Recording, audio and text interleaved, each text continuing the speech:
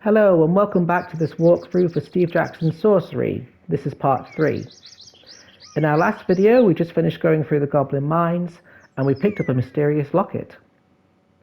Now as we're climbing up the low hill we're going to hear a twig snapping. Select the option Freeze. As we freeze, a large bear-like creature is going to come menacingly towards us. You can choose to attack it if you want to, but I recommend selecting Try to edge around it. Select Edge around the left and continue. Go to the flag Approach Kristatanti.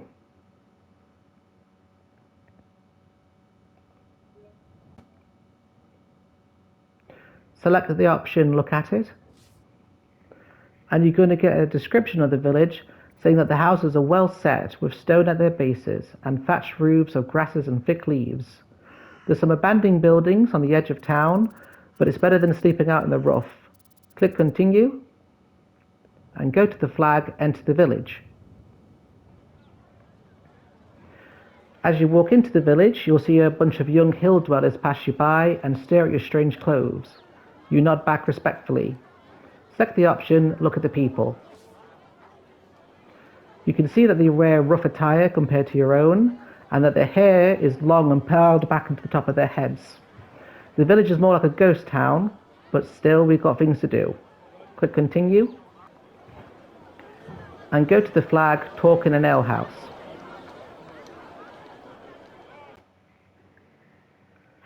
As you enter the alehouse, you'll see several hill dwellers talking gruffly with each other. When you enter, they watch you with understandable caution. The owner of the hut's going to come over to you and say, "Welcome to Kristatanti. What do you want?" Select the option Greet the owner. He's going to inform you that ale is 1 gold piece and advises you to sit. Select the option Sit with the oldest man. Select the options Greeting Old Man, and then select I come from Alianna. Select I understand you, and then he's going to ask if it's something to do with the crown. Select the option Not if I can help it. Select the option Is appreciated, and then ask the old man about the area. Ask him what lies beyond this town,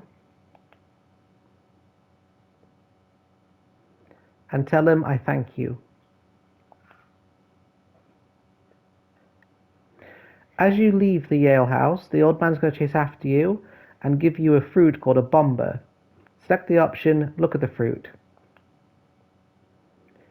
You thank him and you put it into your pack, making 1 extra ration. Select Continue.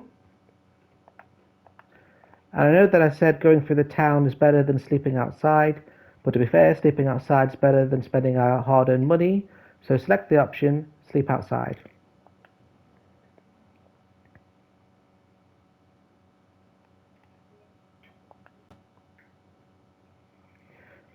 Select the option Eat something, and we'll eat the bomber fruit the old man generously gave us, and then select Sleep. You'll have another dream. Have a read of the dialogue box, and when you're ready, select Continue, and go to the flag Beyond Kristatanti. Now before we continue our journey, we're going to help an old man to get a copper key, which will be useful for us in Book 2. Have a read of the dialogue box to get a description of the surrounding area, and when you're ready, click Continue. Go to the flag Between the buildings, and there you'll see an old beggar. Select the option Look at him. He's going to ask you for some money. Select the option What happened to you. He'll ominously say Red eyes. Select the option I'm sorry for your loss. He'll respond with Can't eat pity, which is very true, so select the option Give him food. Again, remember to have at least 2 rations before the end of book 1. Carrying on, select the option Look After Yourself. Now before we leave, the old man shouts us back and gives us a copper key. Select the option Take It. And select the option Thank You for the Advice. Select Thank Him and Move On. And continue. And now it's time to carry on back onto our journey. Select the flag, turn for the trees. Select Move Cautiously. Continue. And go to the flag, a fork in the road.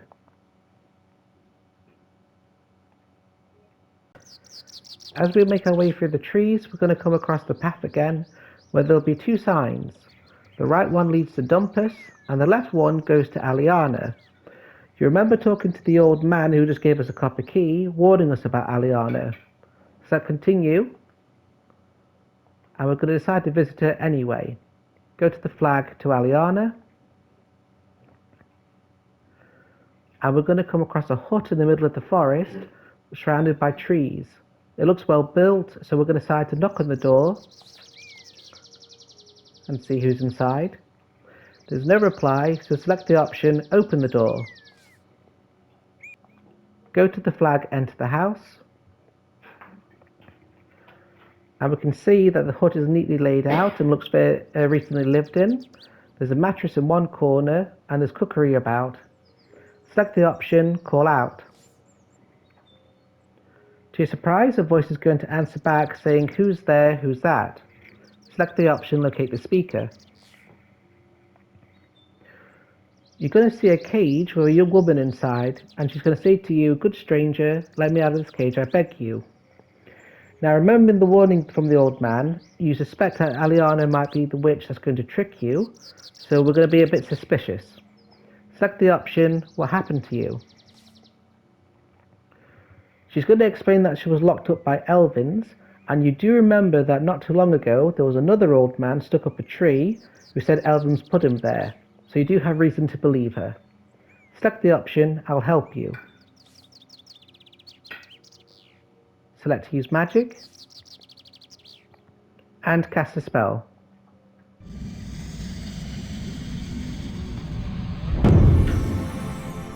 And the spell we're going to cast is Dop. Select D, O, P, and cast.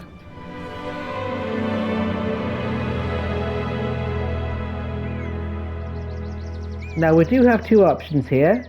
You can select the magic option to get a few useful items, but the one I would recommend select is combat, as it's going to give you a permanent +1 to your sword mastery. Whichever option you select, Alianna is going to give you a gift and says take it with my blessing. Select Accept It. And before we leave, we're going to show us some generosity.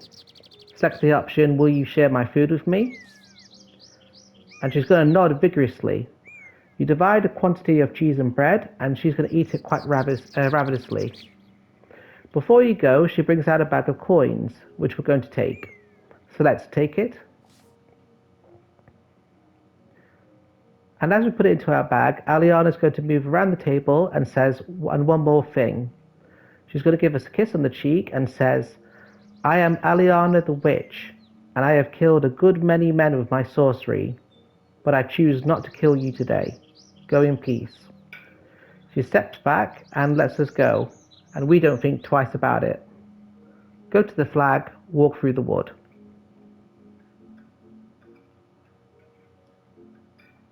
As we make our way through the forest towards Dhumpus, we're going to hear a noise from somewhere nearby, and we can see something moving between the rocks. Select the option, Wait and Look. Whatever's there hasn't seen us yet, but we can see that it has a large tail and is whipping between the trees. Select the option, Attempt to creep around. Unfortunately, a large rat bear is going to leap from the undergrowth and spots us. We've got 2 options here. You can feel free to fight the creature if you wish, at which point pause the video and carry on once you've defeated it, but what I'd recommend you to do instead is to cast a spell.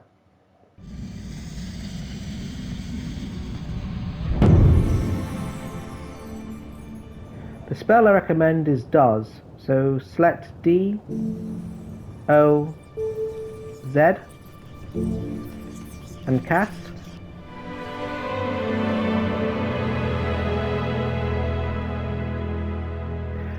As we cast our spell, the beast begins to slow down, and we're able to sneak away from it. This way, we don't need to fight and kill the creature, so everybody wins. Select Continue, and go to the flag approaching Dhumpus. Go to Continue again, and select Enter the Village.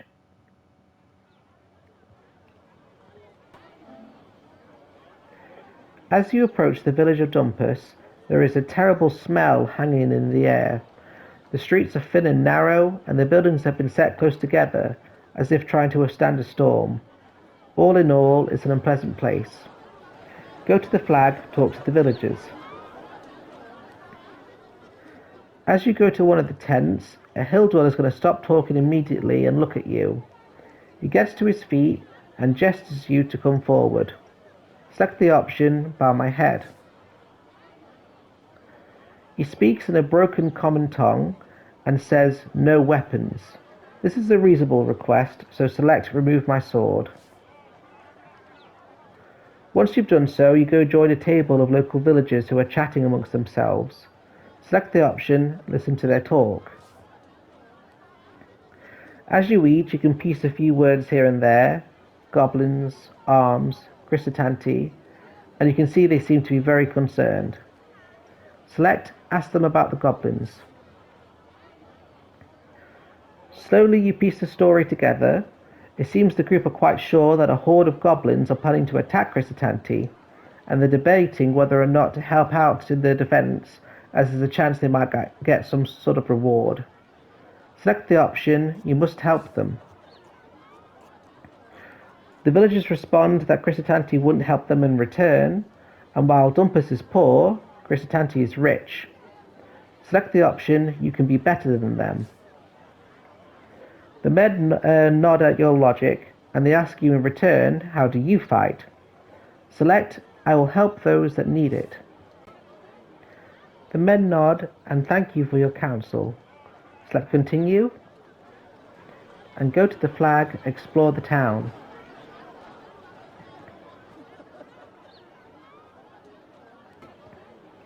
We come across a merchant's hut, and there's going to be a couple of things we need to buy here.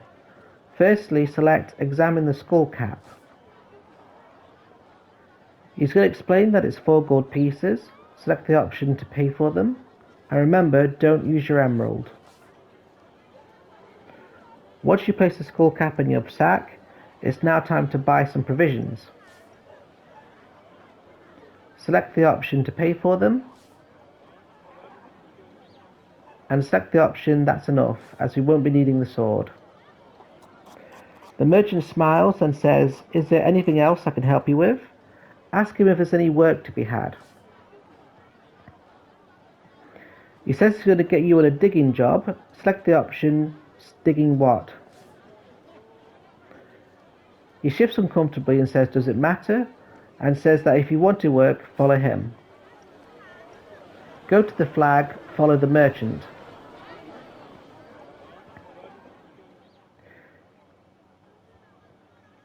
Select the option, I'm ready to get started. He tells you there's a spade out back and says it's now time to dig a cesspit, which is charming. Select the option, Cast a spell.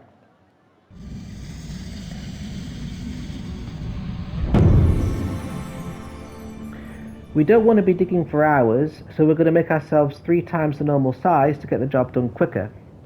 Select the option for big, which is B, I, G, and cast.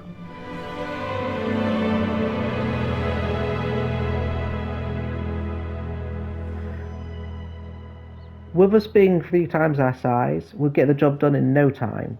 Select Collect my pay. As well as giving us a little bit of gold, he also gives us some food and a place to sleep. Click Continue. And go to the flag, leave Dhumpus.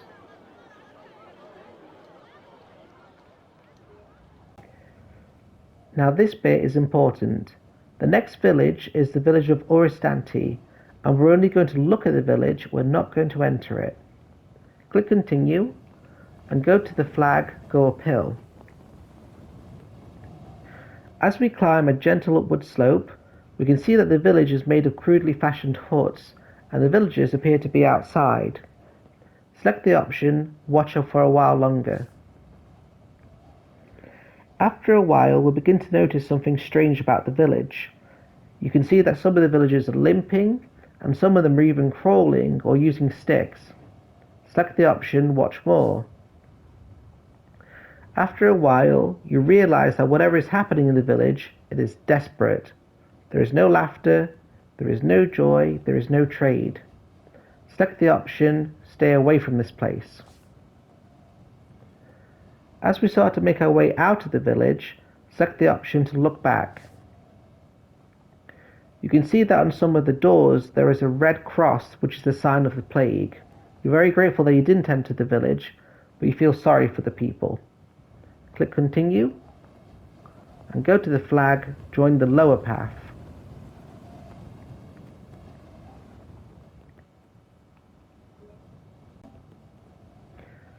Select the option to look right, and select Look at the bridge. Select Move On, and Continue. Go to the flag, to the bridge. Now as we approach the bridge, we can see that there is a small dishevelled hut to our left. Select the option, Look at the hut.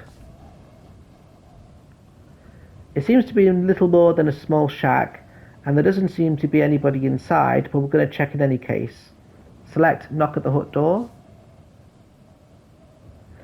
There is no answer, but stranger still, however hard you beat, your knocking seems to make no noise, as if there was wood where a cup of water and you were beating your knuckles against its surface. Select the option, Go across the bridge. Click Continue. Select the flag, cross the bridge. Now we've only taken a few steps when we hear a voice calling out from behind us. Halt, stranger. You turn to see an ugly, hunchbacked creature who has come out of the hut we thought was empty. He says to you, if you wish to pass, 2 answers must you give to Vancross. Select the option, who is Vancross?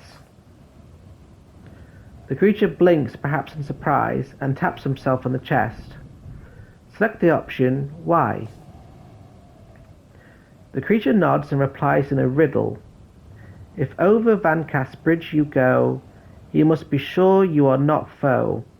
If friends you are and friends you be, then answer what I ask of thee. Select the options, I'll give you your answers.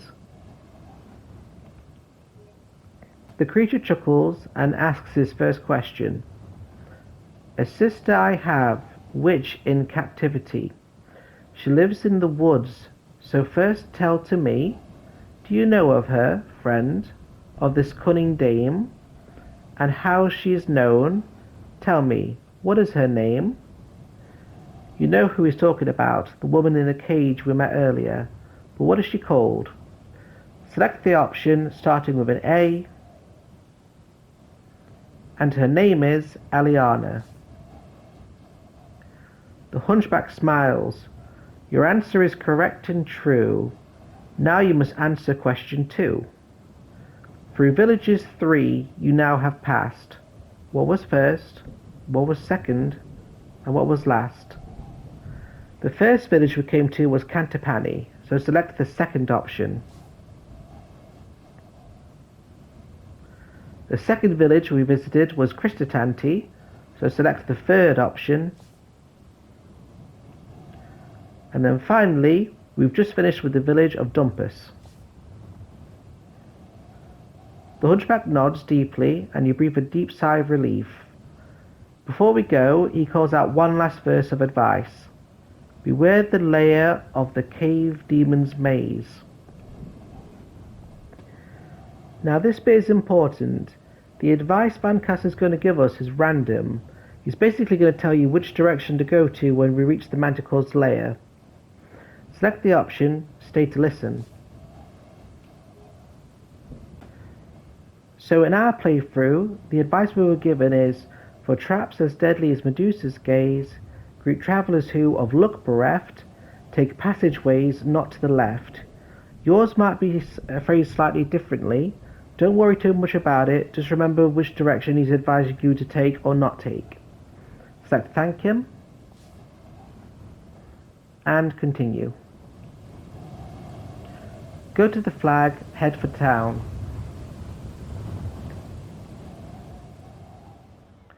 And that's the end of part 3 of this walkthrough. I'll see you in part 4.